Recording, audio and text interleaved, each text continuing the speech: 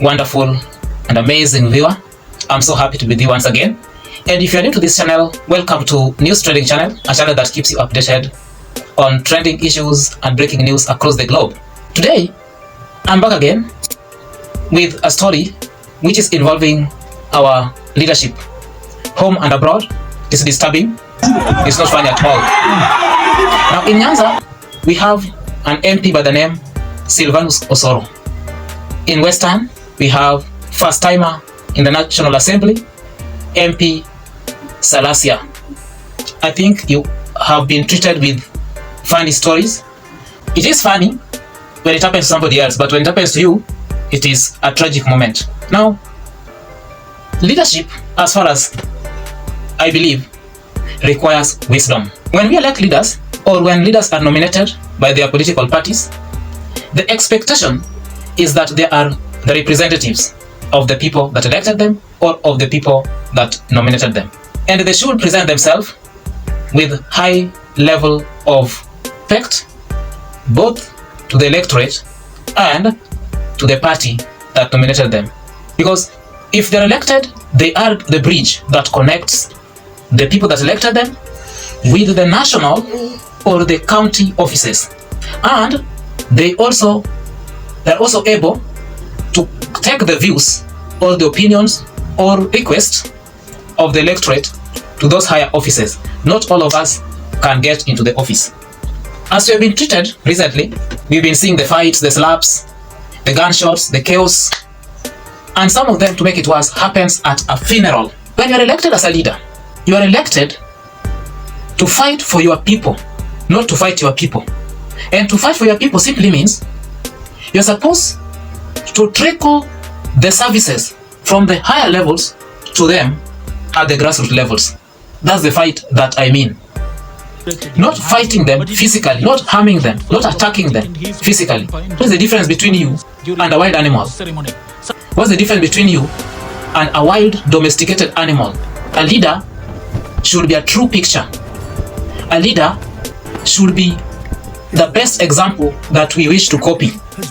What legacy will you leave when you leave that office? Instead of fighting physically or slapping people physically, number one, slap us with standard roads. Number two, slap the schools with the school buses.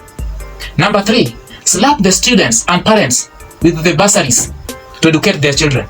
Number four, slap your area with medicine, nurses, doctors, and equipment in the hospitals and clinics, plus dispensaries. Slap them by supporting people with disability and the old, together with the vulnerable. Slap the chama groups with the adequate support. Slap them, especially the students, whether in high school or in college or university. Slap them with scholarship programs. Slap them with development, in short, not just going there to start fighting people. Now, to this MP Salasya, I don't know whether he played volleyball in school or in college. I don't know whether he was revising how he used to play the volleyball, jumping and hitting somebody as if he's playing a volleyball. Or was he scoring a handball goal? So he was in the process, he was in a dreaming how he used to throw the ball. But unfortunately found himself slapping someone. The most disturbing part is that the person that he slapped, this is a leader who was elected, not an object, not artificial, not a robot. A leader elected, the father of somebody, a husband to somebody, the area, MCA. Just click that subscription button and then click the bell notification icon so that anytime I put a video like this, you'll be notified. And this is a person that welcomed him to the podium, peacefully handed over microphone to him as a leader, as a fellow leader. Then he began so well by greeting the audience. Bwana Yesu asifiwe. Little did I know that this is a wolf in the sheep cloth. Bwana Yesu asifiwe. Few minutes later, wild. Then he says that the late, because this was at a funeral, the late Mama welcomed him, and he was there because Mama welcomed him. Mama was a respectful person. He respects Mama. Now, coming to fight, is this the way to pay it back? Is this how you are treating the Mama's visitors, Mama's religious leaders, the mama's political friends and elders in the village or in the area is so bad. For a leader that was elected, a humble person at the beginning, is now turning against people. Is this one of the manifestos that you presented to your area? That one of them will involve fighting people at gatherings? What's the difference between you and people that attack, or the youth that attack people in the villages? Or is something wrong? Maybe some stages in life that if you don't pass through, you will pass through them whether you are old. It is called the law of compensation. I'm feeling that this guy did not fight at a tender age when he was in school, when he was in primary school, to be specific, because that's why we were fighting. Or did he recently join a taekwondo club or a karate club? So his blood is boiling. He feels like just kicking and slapping people anyhow. My friend, no, you're not my friend.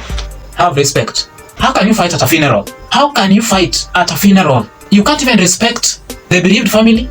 You can't respect the dead in the coffin. You can't respect the elders that elected you.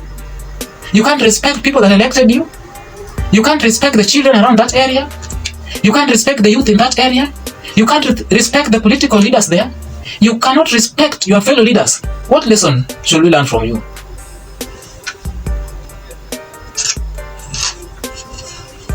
You people of Western and Nyanza, what lesson should we learn from these people? Remember, the seats that we're occupying now, there are some people that occupied them before. And people trusted you because you are so humble. Right now you're fighting. A leader should, if not must, should and must develop a thick skin. As a leader, expect all sorts of insults, all sorts of words will come from left to right. If you begin fighting, what are you trying to plant? Planting hatred? In fact, Mheshimiwa, continue fighting. What you don't understand is that you are setting political mileage for the opponent or for those people that you are fighting. There is what is called sympathy vote. You are setting good records for them in 2027. Continue fighting. Don't forget that you got roughly 12,000 votes. Your capable competitor got 9,000 and another one got around 5,000. Adding the number 2 and number 3 votes, you are missing it. Unless there is somebody behind sending you to come and do these things. Now you are assured that your future is safe. But if there's nobody that is sending you, but even if somebody is sending you, these people will misuse you. Just continue to fight. And one day, you will meet your match. Continue fighting. One day you will meet your match. And you, bodyguards, can you pretend as if you're not seeing anything? Can you leave these people, whenever they start a fight, can you let them fight? So that we can see the winner. Don't separate them. Sometimes somebody initiates a fighting process, but he cannot sustain it. If you have the stamina, we will see. Just continue. One day you'll meet your match. You'll meet somebody with the Australian kangaroo spirit in him, and you'll receive kicks like this. There is faulty system somewhere in these leaders. There is faulty operating system somewhere. The day that you meet your match, that faulty operating system will be reset, factory reset. You'll receive one hot coffee lobby day with kicks, and the whole operating system will be set. You'll come back to normal. What lesson do you want us to learn from you? No wonder youths in your areas are giving the police and the chiefs and assistant chiefs very hard time because they're seeing what the leader is doing. They're copying. A lawmaker is now a lawbreaker. What kind of shame is this? Bad manners. Total lack of respect. This is a big shame to our area MCA, Honorable Peter Walunya Indumuli. I'm very sorry. Ole. Finish with this. MP Salasya came from a humble background, but what he's doing right now was elected because of that. People sympathize with him and people thought that he would be the best representative for the constituency. But currently is out of order. I wish to say something, but I will not say it because Waswahili una sehemu ya mwili unalia ngwata.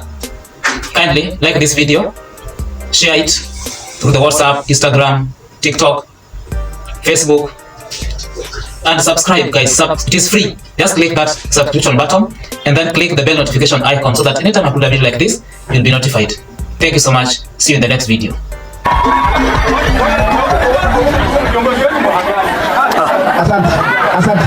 Asante. Bwana Yesu asifiwe. Haleluya. Amen. Basi kwanza nataka kuchukua nafasi. Mimi nimekuwa hapa nakumbuka alikuwa wakati tulikuwa pale, mama alikuwa wa heshima sana. Na alinikaribisha hapa nyumbani na nilikuwa na furaha sana. Na kwa sababu ya hiyo mimi nimesema